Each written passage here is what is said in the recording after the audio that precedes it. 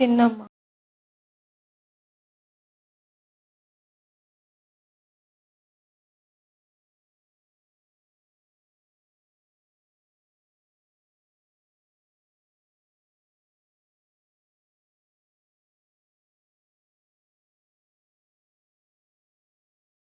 ಬೇಡ ಕಣೆ, ದಯವಿಟ್ಟು ತಿನ್ನಮ್ಮ. ನಂಗೆ ಬೇಡ ಗೀತಾ. ನನಗೆ ಯಾಕೆ ಹೊಟ್ಟೆಲಿ ತುಂಬ ಸಂಕಟ ಆಗ್ತಾ ಇದೆ. ಹೇಗೆ ಇತ್ತು ತಿಳಿಯುತ್ತೆ ಹೊಟ್ಟೆಲಿ.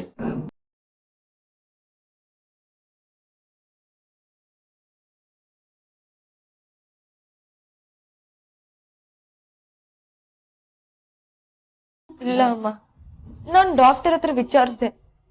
ಅಪ್ಪ ಚೂರ್ ಚೇತರಿಸ್ಕೊಳ್ತಾ ಇದಾರಂತೆ. ಇದೇ ರೀತಿ ಮುಂದುವರೆದ್ರೆ ಅಪ್ಪಾಯನ ದಾಟಿ ಎದ್ದು ಬರ್ತಾರಂತೆ. ಹೌದಾ? ಹೌದಮ್ಮ, ಅಪ್ಪಂಗೆ ಏನಾಗಲ್ವಂತೆ. ಒಂದ್ಸತಿ ಚೇತರಿಸ್ಕೊಂಡ್ರೆ ನಿಮ್ಮಪ್ಪನ್ ನಾಳೆನೆ ಮನೆಗೆ ಕರ್ಕೊಂಡು ಹೋಗ್ಬೋದು ಅಂತ ಹೇಳಿದ್ದಾರೆ. ಆ ಮಾತೊಂದು ನಿಜ ಆಗ್ಬಿಟ್ರೆ ಅಷ್ಟೇ ಸಾಕು ಕಣೆ. ನಾನು ಅದೇ ಬಯಸ್ತಾ ಇರೋದಮ್ಮ. ಅಪ್ಪ ಹುಷಾರಾದಾಗ ನೀನ್ ಪ್ರಜ್ಞೆ ತಪ್ಪು ಮಲಗಿದ್ರೆ ಚೆನ್ನಾಗಿರುತ್ತಾ ಹೇಳು? ಅದಕ್ಕೆ ಒಂಚೂರು ತಿನ್ನಮ್ಮ ಪ್ಲೀಸ್.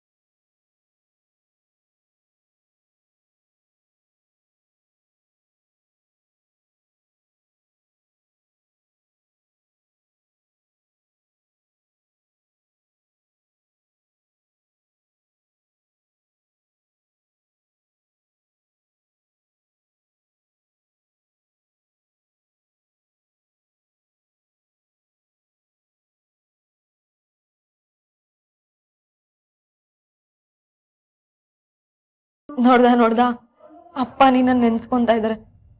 ಒಳಗಡೆ ಅಪ್ಪ ಪ್ರಜ್ಞೆ ತಪ್ಪು ಮಲಗಿದ್ರು ಮನ್ಸೆಲ್ಲ ನಿನ್ ಮೇಲೆ.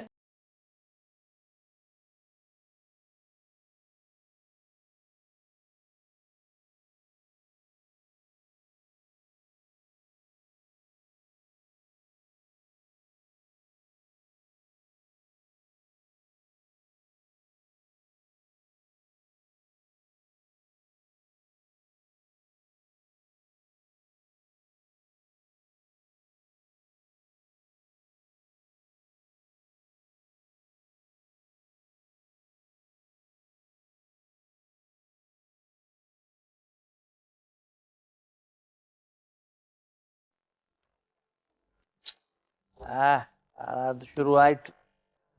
2 ಪೆಗ್ ಒಳಗಡೆ ಹೋದ ಕೂಡಲೇ ನಿದ್ದೆ ಅದು ಎಲ್ಲಿಂದ ಬರುತ್ತೋ ಕಣ್ಣು ರೆಪ್ಪೆನ ಹಿಡಿದು ಪುಲಾಪ್ಸ್ ತೆಗಿಯೋಕೆ ಶುರು ಮಾಡುತ್ತೆ ದರಿದ್ರ. ಆಯ್ತೇನೋ? ನಡೀತಿದೆ ಮಾಮ. ಏನ್ ಬಿಡಪ್ಪ, ಗುಂಡ ಹಾಕೋದ್ರಲ್ಲಿ ಮ್ಯಾರಥಾನ್ ರನ್ನರ್ ನೀನು. ಮುಂದುವರಿಸಿ ಅದನ್ನು ಮುಗಿಸು. ನಾನು ಇಲ್ಲೇ ಚೂರು ನಿದ್ದೆ ತೆಗಿದ್ದೇನೆ.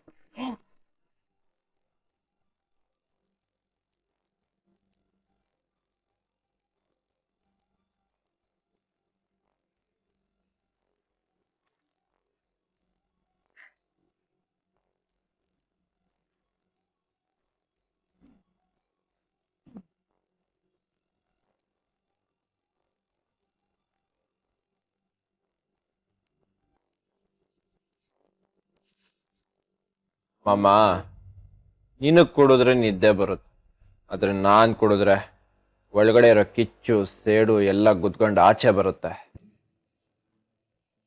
ನನ್ನನ್ನು ಇಷ್ಟು ದಿವಸ ನೀತಿ ನಿಯತ್ತು ಅನ್ಕೊಂಡು ಅವಮಾನದ ಬೆಂಕಿಯಲ್ಲಿ ರೋಸ್ಟ್ ಮಾಡ್ತಾ ಇದ್ದ ಆ ಗೀತಾ ಇವತ್ತು ಅವ್ರ ಅಪ್ಪ ಸಾಯೋದನ್ನ ಎದುರು ನೋಡ್ತಾ ಇರ್ತಾಳೆ. ಕಣ್ಣಲ್ಲಿ ನೀರು ದಳದಳ ಅಂತ ಹರಿದು ಕೆನ್ನೆ ಮೇಲೆ ಪ್ರವಾಹ ಹೋಗ್ತಾ ಇರುತ್ತೆ. ಇದೆಲ್ಲ ನನಗೆ ಮಜಾ ಕೊಡೋ ವಿಷಯ.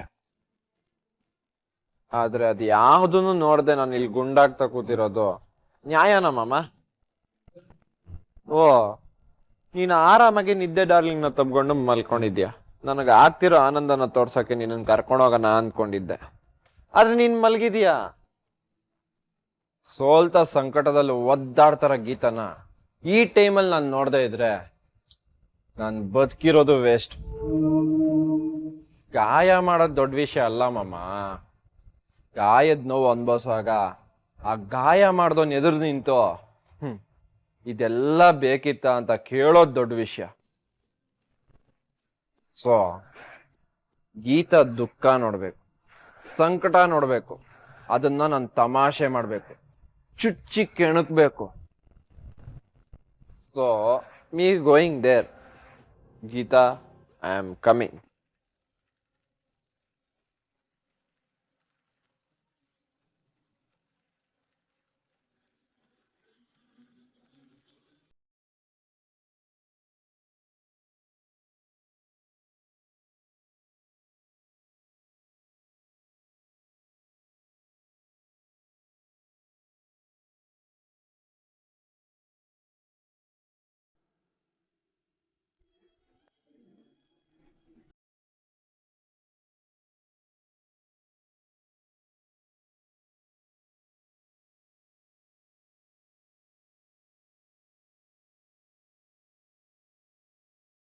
ನನ್ ಎಂತ ಪರಿಸ್ಥಿತಿ ನೋಡಮ್ಮ. ಮಕ್ಳಿಗೆ ಸಮಯ ಸಿಕ್ಕರೆ ಸಾಕು ಅಮ್ಮನ ಮಡ್ಲ ಮೇಲೆ ಮಲ್ಗಿ ಎಂತ ಕಷ್ಟನಾದ್ರೂ ಮರ್ತು ಬಿಡ್ಬೋದು ಅನ್ನೋ ವಿಶ್ವಾಸ ಇಟ್ಕೊಂಡಿರ್ತಾರೆ. ಆದ್ರೆ ಇವತ್ತು ಈ ಮಗಳನ್ನ ಎತ್ತ ತಾಯಿ ಮಗಳ ಮಡಿಲ ಮೇಲೆ ಮಲಗಿದಾಳೆ. ಕುಟುಂಬಕ್ಕೆ ಕಷ್ಟ ಕೊಡ್ತಿದ್ದ ಮಗಳು ಮಡಿಲು ಇಷ್ಟಾದ್ರೂ ಸುಖ ಕೊಡ್ತಿದ್ಯಲ್ಲಮ್ಮ, ಅದ್ ಸಾಕು. ಈ ಸಣ್ಣ ಸಮಾಧಾನ ಸಾಕು. ಅಮ್ಮನಿಗೆ ಮಗಳಾಗೋದು ಚಿಕ್ಕ ವಿಷಯನೇ ಅಲ್ಲ ಅಮ್ಮ. ಆದ್ರೆ ಮಗಳು ಎತ್ತ ತಾಯಿಗೆ ಅಮ್ಮನಾಗೋ ಸುಂದರ ಕ್ಷಣಕ್ಕೆ ಸಂತೋಷ ಪಡ್ಬೇಕಾ?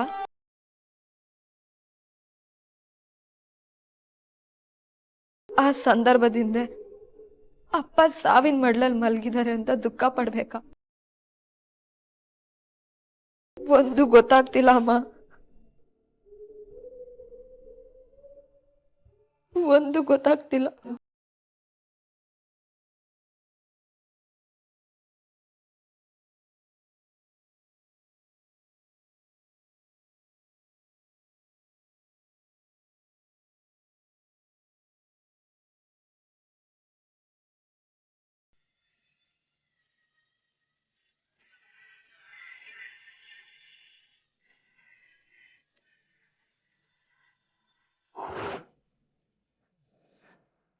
ಏನು ವಿಚಿತ್ರ ಅಲ್ವಾ ಸರ್? ಒಳಗಡೆ ಇಡೋ ಪೇಷಂಟ್ ಕಡೆಯವರು ನಾವು ಅವ್ರ ಜೀವ ಉಳಿಸೋ ಪ್ರಯತ್ನ ಮಾಡ್ತಾ ಇದ್ದೀವಿ ಅಂತ ಹೊರಗಡೆ ಕಾಯ್ತಾ ಕೂತಿದ್ದಾರೆ. ಇದನ್ನ ವಿಚಿತ್ರ ಅನ್ನಲ್ಲ ಅಭಿಷೇಕ್. ಸದ್ಯ ಜಗತ್ತು ನಡೀತಿರೋದೇ ಹೀಗೆ.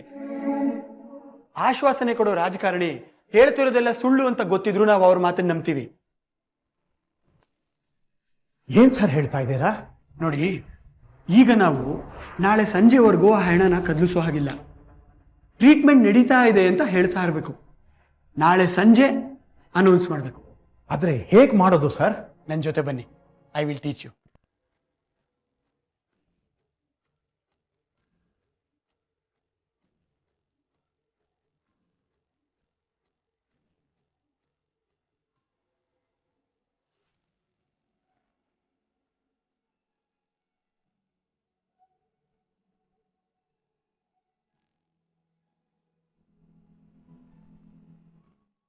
ಯಾಕ್ರಿ, ನಿದ್ದೆ ಬರ್ತಾ ಇಲ್ವಾ?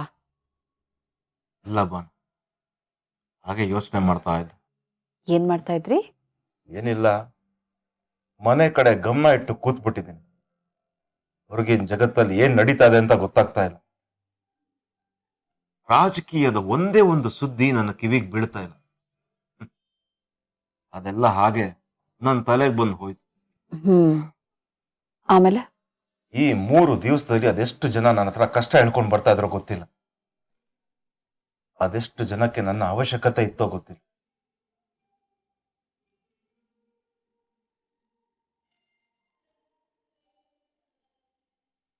ಹಾ, ಮುಂದುವರ್ಸಿ, ಕೇಳ್ತಾ ಇದ್ದೀನಿ.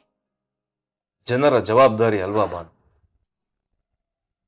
ಜವಾಬ್ದಾರಿ ಅನ್ನೋದನ್ನ ಒಂದು ಸರ್ತಿ ಹೆಗಲ್ ಮೇಲೆ ಹೊತ್ಕೊಂಡಾಗ, ಯಾವುದೋ ಕಾರಣಕ್ಕೆ ಅದನ್ನ ನಿಭಾಯಿಸದೆ ಹೋದಾಗ, ಅಯ್ಯೋ ನನ್ನ ಕೈಲಿ ಆಗ್ತಾ ಇಲ್ವಲ್ಲಪ್ಪ ಅಂತ ನಾವು ಪಶ್ಚಾತ್ತಾಪ ಪಡ್ತೀವಲ್ಲ, ಆ ಗಿಲ್ಟ್, ಆ ಪಾಪ ಪ್ರಜ್ಞೆ ನಮ್ಗೆ ಸಂಕಟ ತರುತ್ತಲ್ಲ, ಆ ಸಂಕಟ ಆಗ್ತಾ ಇದೆ ಅಷ್ಟೇ. ಅದು ಬಿಟ್ರೆ ಇನ್ನೇನು ಇಲ್ಲ. ಇಂಥ ಪರಿಸ್ಥಿತಿಗೆ ನೀನೇನಂತೀಯ ಬಾನು? ನಿಜ. ಸರ್ಕಾರದ ಜವಾಬ್ದಾರಿ, ಜನರ ಜವಾಬ್ದಾರಿ. 3 ದಿವಸ ತಪ್ಸಿದ್ರೂ ಮನ್ಸಿಗೆ ನೋವಾಗುತ್ತೆ. ನಿಜ. ಹಾ, ಅದನ್ನ ನಾನು ಹೇಳಿದ್ದು. ಸಂಸಾರ ಅನ್ನೋದು ಒಂದು ಜವಾಬ್ದಾರಿ ಅಲ್ವೇನ್ರಿ? ಅಧಿಕಾರಕ್ಕೆ ಬಂದು ಜನರ ಸೇವೆ ಮಾಡೋ ಭಾಗ್ಯ ಸಿಕ್ಕಾಗ ಅಷ್ಟೂ ದಿವಸ ನಿಮ್ಮ ಹೊರಗಡೆ ಕೆಲಸಕ್ಕೆ ನಿಮ್ಮ ಇಡೀ ಜೀವನಾನ ಮುಡುಪಾಗಿ ಇಟ್ಟಿದ್ದೀರಾ. ಆ ಸಮಯದಲ್ಲಿ ನಿಮಗೆ ಮನೆ ನೆನಪಿಗೆ ಬಂದು ನಾನು ನನ್ನ ಮನೆ ಜವಾಬ್ದಾರಿನ ತಪ್ಪಿಸ್ಕೊಂಡಿದ್ದೀನಿ ಅನ್ನೋ ಪಾಪ ಪ್ರಜ್ಞೆ ನಿಮ್ಮನ್ನು ಯಾವತ್ತಾದ್ರೂ ಕಾಡಿದ್ಯಾ ರೀ? ಮಕ್ಳು ಏನ್ ಮಾಡ್ತಿದಾರೋ, ಹೆಂಡತಿ ಹೇಗಿದ್ದಾಳೋ, ಅವಳು ಮನೇನ ಹೇಗೆ ಮ್ಯಾನೇಜ್ ಮಾಡ್ತಿದ್ದಾಳೋ ಅನ್ನೋ ಆಲೋಚನೆ ನಿಮ್ಮನ್ನ ಒಂದ್ ಸರ್ತಿನಾದ್ರೂ ಕಾಡಿದೆ ಅಂದ್ರೆ ಇವತ್ತು ನೀವು ಸಮಾಜದ ಕೆಲಸಕ್ಕೆ ರಜಾ ಹಾಕಿ ಸುಮ್ಮನೆ ಕೂತಿದ್ದೀನಲ್ಲ ಅನ್ನೋ ಗಿಲ್ಟ್ ಅನುಭವಿಸೋದಕ್ಕೆ ಅರ್ಹ.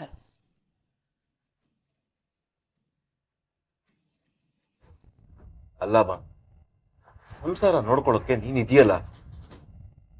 ಅಂದ್ರೆ ನಿಮಗ್ ಮನೆ ನೆನಪು ಕಾಡಿಲ್ಲ ಅಂತಾಯ್ತು.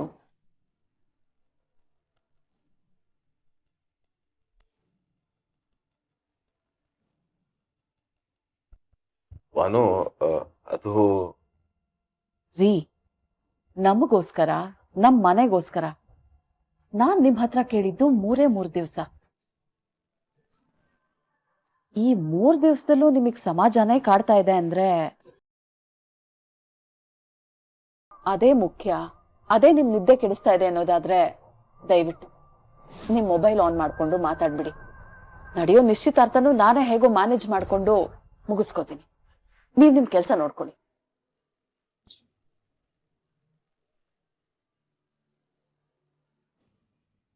ಏ ಬಾನು, ನಾನು ಆ ದೃಷ್ಟಿಲಿ ಮಾತಾಡಿಲ್ಲ ಕಣ. ನಾನು ಬಾಯಿ ಮಾತಿಗೆ ಹಾಗಂದೆ. ನಿನ್ನ ಹತ್ರ ಯಾವ್ದಾದ್ರೂ ವಿಷಯನ ಮುಚ್ಚಿಟ್ಟಿದ್ದನ ಹೇಳು. ಸಾರಿ ಕಣ.